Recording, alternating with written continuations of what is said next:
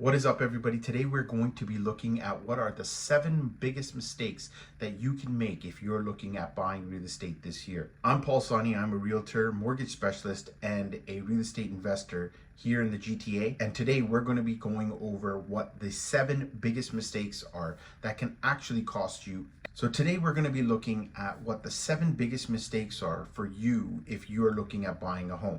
If you don't follow one of these steps, it can actually cost you tens of thousands of dollars. And so I highly recommend that you jot some notes down and take a look at what 7 possible mistakes could be if you're looking to get into the real estate market this year. And let's get into those 7 steps. 1, 2, 3, 4.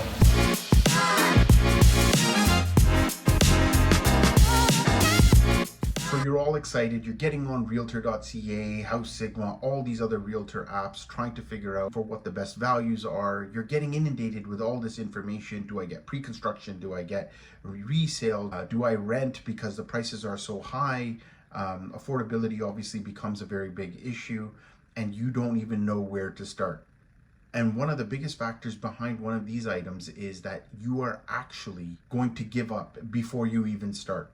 With all the information that you've received regarding pre-construction, resale, the house prices, affordability, obviously with inflation, so you've got all these fear factors. Many of you are going to be thinking is that you're not going to be able to afford a home and take that next step.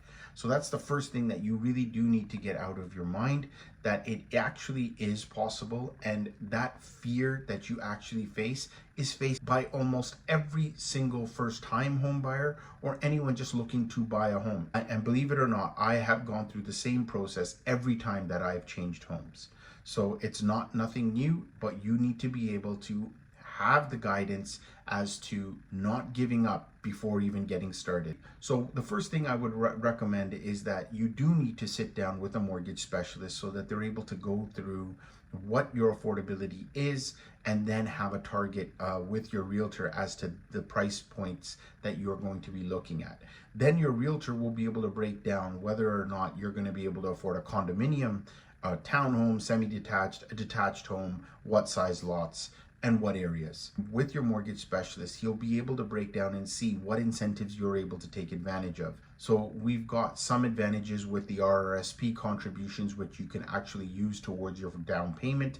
And that obviously is one of the largest factors in your affordability of a home, is having your down payment. Number 2 is making the right offer. So even though in this particular market where you have low inventory and not as many buyers, or at least qualified buyers, one thing that you do need to consider is that you do need to make strategic offers. If you go in there to lowball, or you're not getting a sign back from the seller, you've actually tarnished your relationship with them, and they're just basically going to be turned off and say, I don't even want to entertain an offer from this particular purchaser. You do not want to get into that. But a good realtor is also going to be able to tell you what fair market value is and how they're going to be able to structure this particular deal so that they're not offending the sellers, but at the same time allowing you to get into the next steps of your negotiation. So when you have your realtor, it's very important for him to be able to give you those comps, to be able to see how many days on the market a particular home in that particular neighborhood has been on for. He or she needs to be able to consider what that list price is versus selling price, and be able to really get you those comparables of that same type of property. So that you do not want them to be able to show you that you're looking at a detached home and all of a sudden they're giving you a semi-detached, or they're showing you a townhome. It's not going to make sense. It is very crucial that you are given the correct information. Number 3 on the list is misunderstanding your budget. In many cases, I like to tell my clients that houses are depreciating assets, even though we use this vehicle to create wealth. You're constantly investing money into your home to either maintain its value or increase the value of the home. One of the things you do need to consider when you are creating your budget and not misunderstanding those costs is understanding what those property taxes are, what your utility costs will be, closing costs, and even what your home renovation costs may be. I need to factor in building out a basement. I need to renovate the kitchen, bathrooms. You do need to factor that in. And make sure that you've created a conservative budget. Do not penny pinch on the budget itself. Now, when you get into the actual project, fine. If you're able to save on clearance items, etc., that is to your benefit. But when you're creating these budgets, it's very important to understand them and actually put a fair market value on that budget so that you are not taken back, especially when it comes to closing costs, property taxes, and just general maintenance of the household. Number 4 is skipping an inspection. Now, I know that in the past, when there were basically several offers being put on a property and you were bidding to potentially win the rights to a property, it was very difficult for you to be able to put certain conditions like a home inspection. Now, in this particular market, I still highly recommend that you throw that in. Even if you're competing with 5 or 10 offers, put it in. It's going to save you lots of money in the long run and perhaps would have steered you away from investing in that property, especially if you are factoring in your budget with your realtor or your mortgage specialist and they're telling you that you only have about X dollar to be able to maintain the home or do certain renovations, and then you'd have to wait a couple years. Then this particular deficiency in a home could prevent you from completing, say, a basement that you are going to use as rental income, and now you've got to be able to put it towards waterproofing a home. So it's very important to put in a home inspection and get things inspected by a professional. Number 5 is using a broker. Now, many of you guys think, oh, well, I'm going to be able to save some money by potentially using the listing agent, or you may be able to negotiate a certain deal directly with the seller itself. I highly recommend that you do not go this way. Many people have dealt with the uneducated realtor who is not able to provide you with proper input on a home. But most brokers that are out there do understand that, and they actually have a fiduciary responsibility.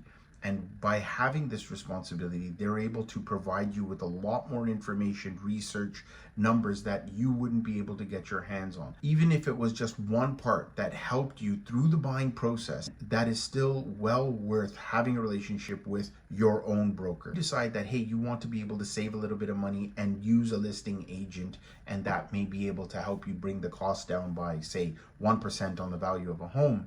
What you do need to understand is that the listing agent will only represent the seller's interest, and your interest basically is not going to be looked after. Do keep that in mind if you're looking for your next home, and be sure to be able to mitigate any future losses. Number 6 is searching for perfect. That's not going to happen. Now, I'm sure many of you guys have watched, HGTV and have seen those realtor shows where somebody says, I want to be able to have a pool, I want to have bathrooms in each bedroom, I want to be able to have, a study room. Whatever those desired items are on a buyer's list, they will soon realize that not everything can they have in that particular budget. So again, everything does stem from what your budget is, and once that is established, you will really be able to determine what area you would be looking at, the type of dwelling you'd be looking at when it comes to condo, detached, semi-detached, townhomes, stacked condos. You will be able to determine what is on your desired list and what are your particular needs and your wants. And when you're able to determine those things, you will then be able to be fitted with the correct budget. There is no such thing as the perfect home. You're going to have to make certain compromises, but you will be able to at least get most of the things that you need. And number 7, which I feel is the biggest, is failing to negotiate. When you're sitting with your realtor, it is very important to determine that particular price point for a particular home. And once you've determined that, you do have the right to actually negotiate. Don't let a realtor necessarily say that let's put our best foot forward and leave it at that. You should be able to start at a certain point and see where you'll be able to top out. So once they understand, once a realtor knows that your budget is $980,000, you might start off at 960 and then work your way up to see exactly where you can get that home. I've had several cases where my buyers, we've started off at say $20,000 or $30,000 less, and the offer has been accepted. So that actually, even though you were able to get into say $980,000 and you got an offer accepted at 960, you have saved your client $20,000. Another thing is that if you've had a home inspection and now you've seen some issues that are much larger that do merit a reduction in price, your realtor should be able to go back and renegotiate that price based on the type of work that is required. Do not be afraid to actually negotiate when you've given a reasonable offer. And don't be afraid to necessarily walk away. If you don't want to lose tens of thousands of dollars, I highly recommend you take into consideration these 7 items in your search for a home. Now, be sure to reach out to me if you have any questions regarding your real estate search. I would be happy to go over what your particular search is about and even determine what your budget could be, as I am a licensed mortgage agent. Be sure to contact me through my Calendly link and I will be happy to discuss all things real estate. The information is in the bio below. Happy hunting.